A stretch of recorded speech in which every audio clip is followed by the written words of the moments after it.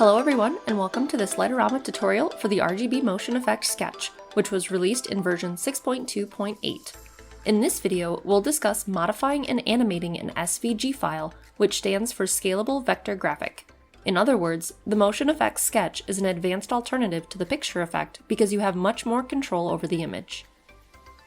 The free website svgrepo.com, which is short for SVG repository, is where you'll visit to find and download your files. Before we pick an SVG, it's important to talk about prop size and image resolution. With any image file, the software has to resize the image to fit on your prop. If you find a high-definition 1080 by 920 JPEG image that you try to use on a 20 by 40 matrix, 98% of the pixel detail from the image is going to get thrown out in the conversion. If you have a less dense pixel prop, like a 16 by 50 megatree, make sure you find less complex images. SVGs are smaller by nature and help with this mathematical problem, but there still may be a bit of trial and error when selecting an SVG to see what resizes best on your prop. In this video, we'll search for a drum to play along to the beat of the music, and download it to the computer from SVG Repo before switching back to the sequencer. You'll find the option for Sketch in the Motion Effect Generator drop-down list. There are sliders at the top and bottom, but we'll start our focus in the sketchpad. The blue line is the freeform line drawing tool. The 3 bars is the menu where you'll find import options, like for an SVG. If you've downloaded multiple SVGs to decide which one is best, you can click this menu again to clear the selection before choosing your next option. When an SVG imports, each individual line and section is available to edit. The first thing I'm going to do is change the color of this middle section. Section 2 is the red center of the drum, which I'm going to change to dark blue. You can checkmark another color option or click to select from the full palette. Next, I've decided I'm going to simplify the image and remove the drumstick shadows. A few clicks down the list shows me that these are sections 13 and 14, which I can select together, then right-click to delete. Now I want to animate the drumsticks.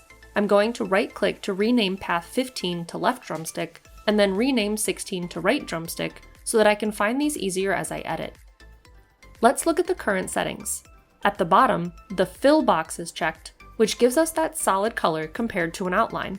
If I uncheck the box, then switch the chase type to another option, the drumstick path gets drawn over the duration. Not quite what we need to make it drum up and down, but a useful animation option in other scenarios. In order to animate the drumsticks, we actually need 2 copies of the same shape, the 2 points it will travel between in the animation. For both paths, I'm going to right-click to duplicate the path inside, then right-click to rename these to up and down as a reminder for how I'm going to animate the paths.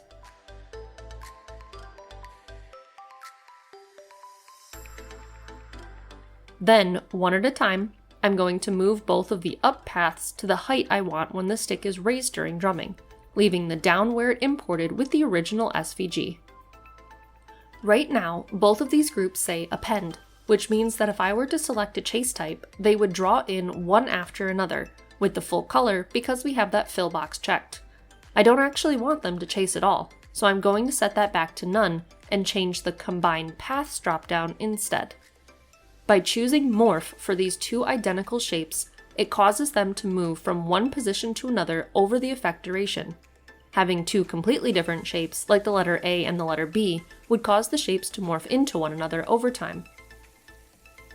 If I set these identical sticks to morph, they both travel down, so I'm going to click and drag to rearrange one of the options so that up and down alternates per side. At this point, we have half a drumming scene. The last step is to click this icon by the progress bar. Instead of a linear transition from one location to another, I'll choose the linear ramp return to start for both the left and right stick groups, planning to specifically sequence with this effect on alternating motion effect rows, causing this effect to start over and over perfectly on beat. If you're just looking for some wild drumming over a longer period of time, try the triangle wave transition and increase the oscillation.